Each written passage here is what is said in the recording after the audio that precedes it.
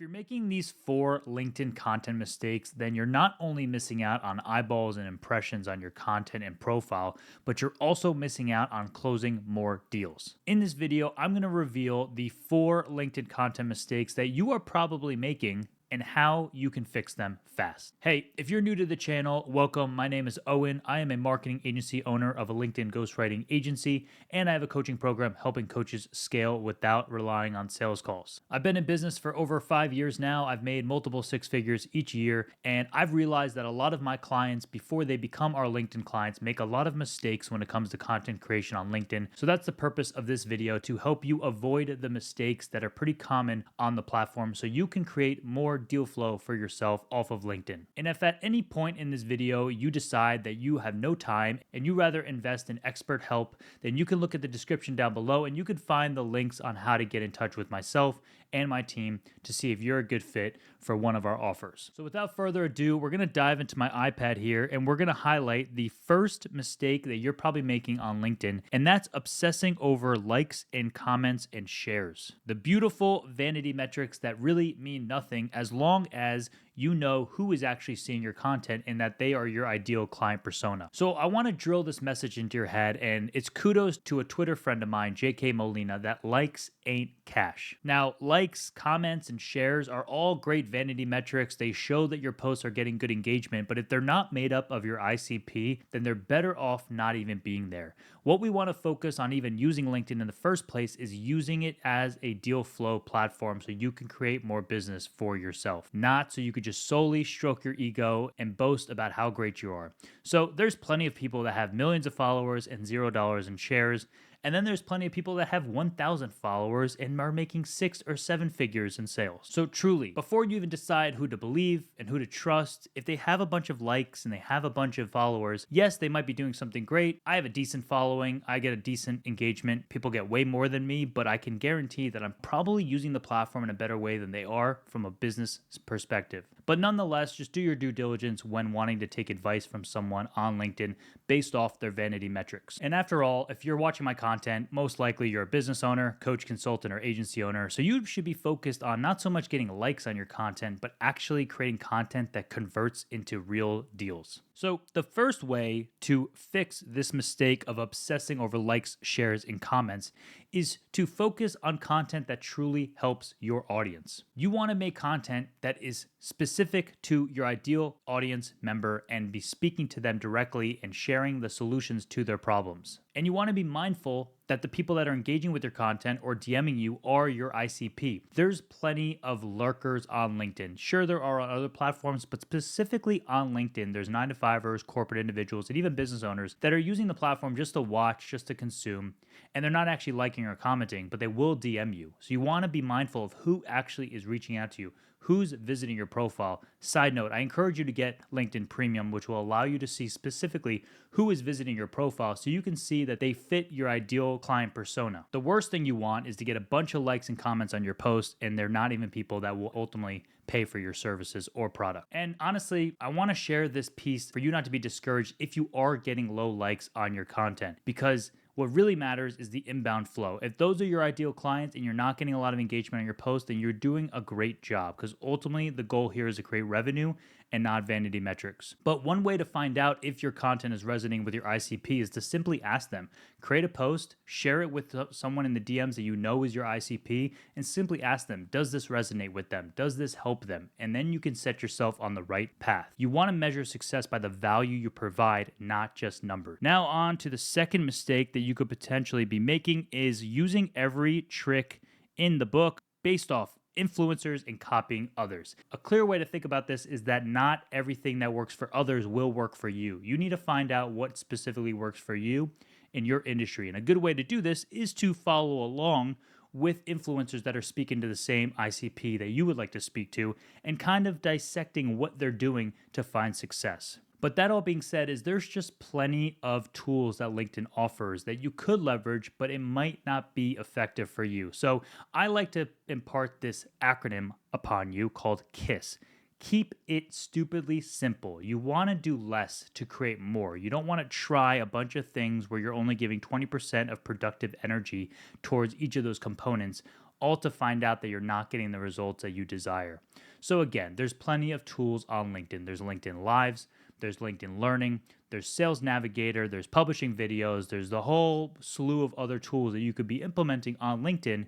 But if it doesn't work for you and it's not tailored towards the strategy that you're looking for to create clientele for yourself, then you're better off ditching it for the time being. You want to focus on the few actions that you could take to create content that attracts your ideal persona into your inbox, into your DMs, or booking a call with you so that you could close deals. And a simple way to fix this is just to align your posts with your specific business focus and analyze results. Provide solutions or how-to statements to solve the problems that you know your ICP is faced with. And lastly, always, please focus on quality over quantity. Consistency is king, so you rather post once a week for 52 weeks than 7 times in 1 week and go ghost for 1 to 2 months. Find the content posting rhythm that works best for you and stick to it. Now on to the third mistake you could be making on LinkedIn is not sharing your experiences. This one is so vital, so crucial, because people buy from people. People aren't so inclined to the business logo as they once were. They're inclined to attach to the founder themselves. Maybe you've heard this term that there's these founder-led sales or founder-led companies nowadays, because it's truly what is working today. And this is a massive mistake if you are unwilling to share your story and your unique experiences, because people are similar to people whether you like it or not. People resonate with stories more than any other mechanism to transfer information. This has been true since the beginning of time. So fix this mistake by embodying your journey. It's unique. It's true to you. I just put out a video on this the other day that you could check out. The thumbnail says "Be You." And it's truly about how no one else has your story. Share your own unique story and you could separate yourself from any other competitor in your industry, because no one else has your story and you own yourself and no one can take that story from you. So share your story. Share your losses, wins, vulnerabilities, etc. Share the things that went haywire, but then you learned something through the process and you have that relatable lesson you could then share with the viewer. So it's not all about me, look at my story. It's about here's what happened to me that's probably relatable to something that you're going through right now, and then you want to tie it all together with a relatable lesson to share with the viewer so that they could get some value and have some trust be built with you. Now, one other insight is once a story hits well on LinkedIn, you want to mix up the angles and lessons. I like to say that you really just want to find a couple things you want to say within your business or your offer, but learn to say it in 1,000 different ways. Change up the hook, change up the angles, but you're really keeping the same core message the same. This will serve as a piece of content that will keep on giving. The world, and LinkedIn in particular, needs less 5 tips for XYZ. They need more of this is my story, this is a situation I went through and how I made it through, and how you could do the same as someone who might be going through something similar. So again, I want to emphasize this point over and over again because this is the true separator that will help you close more deals on LinkedIn. So own your story, tell it. People will resonate with it beyond belief. And if you somehow don't believe me on this, think about the people you gravitate towards in books, TV shows, movies, social media. I guarantee that it is their unique story that you're resonating with that has drawn you to want to be a cult-like follower of them. And if you disagree with me, please fight with me in the comments. I welcome it. And lastly, the fourth LinkedIn content mistake you're probably making is creating generic posts. This kind of builds off that last point I meant, that we don't need more listicles or 5 steps for XYZ. Those can be effective, but you don't want to stick with solely posting generic posts. You want to fix this by focusing on creating scroll-stopping content. Just like any other platform, LinkedIn is no different, that people are scrolling at the speed of light. Yes, you might be thinking IG and TikTok are very similar to this, but LinkedIn is no different. People are busy, people have low attention spans. So you need to make sure that your content is scroll-stopping first and foremost. And you could do this in a couple ways. One, you could create a great hook that ropes them in. And secondly, you can include a captivating photo or carousel, whether it's a single image or multiple images, to get people to swipe through and increase dwell time. And one bonus tip, if you've been seeing this on LinkedIn, is that a content piece that's catching a lot of wind is the black screen Twitter style post. Those are great scroll stoppers because based off the UI of the user interface of LinkedIn today, it's predominantly white. It's a predominantly light color. So to have a black image pop up on their screen, it's going to force the human eye to stop almost immediately. And I mentioned this just before, but the LinkedIn algorithm thrives on dwell time. This is why carousels are really well. You want to create posts that have viewers stay on your post for a long amount of time. So as they're swiping through the carousel, that's going to increase dwell time as well. So the first job here to fix creating generic posts is to create content that stops the scroll and actually ropes in the reader.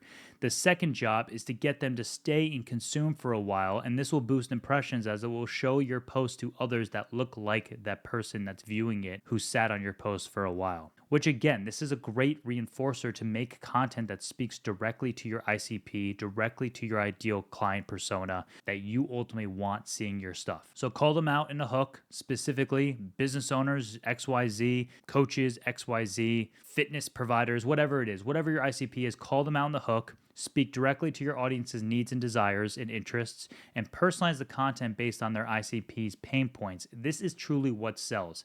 This is one of the secrets of how to create content that converts. Your ICP should read your content and begin to trust you and feel that you have the solution that they desire. I tell my clients this all the time. You want your content to literally have a conversation inside the prospect's head that says, oh my gosh, Owen is reading my mind, or I just said this to a friend. You want to be taking those anecdotes that they're sharing with others and putting them into your content. That's going to create trust like nothing else. It's simple, yet not easy. And now, why not throw in a bonus tip? But this is my DM outreach framework because I truly believe content in itself is not only the winning process.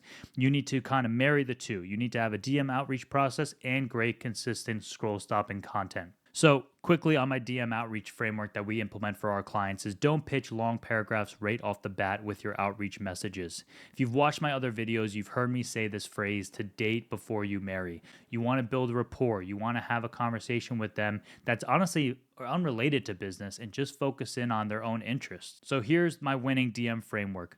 Personalize the message with their name and company. Find common ground unrelated to their business or career, like find out where they went to college or the location they live in. Maybe you're deciding to move there. Maybe you're taking a trip. Maybe you guys went to the same college. Maybe your best friend went to their college. You could create a little bit of discourse on that front about something that's unrelated to business. And then another good reinforcer on that framework is to go read one of their recent posts, comment and like it on the actual post, but then also comment something witty or something you liked in the DMs as well to show that you actually are reading their content. And then lastly, this can happen in the first message, a couple messages down. Whenever you feel it's right to slide it in, you can then ask the open-ended business-specific question, which is ultimately what people are doing off the first message. So if you're doing it off message 3, 4, 5, you're going to have a way better conversion rate of getting responses. So that's all, folks. As always, if you have limited time and you're a business owner with a proven offer and you want to get more eyeballs on who you're trying to reach and who you are as a personal individual, your personal brand, founder, executive, then apply to work with us down in the comments. We'd be happy to connect with you. We are the best option in the marketplace, we believe, based on quality of work delivered and the investment it takes to work with us. So you don't want to miss out. We hope to have you a part of the family. And with that all being said, please avoid these 4 LinkedIn content mistakes and fix them right away. And if you haven't already, please subscribe to the channel, like this video, and hit push notifications so you don't miss a video when I publish next. Till next time.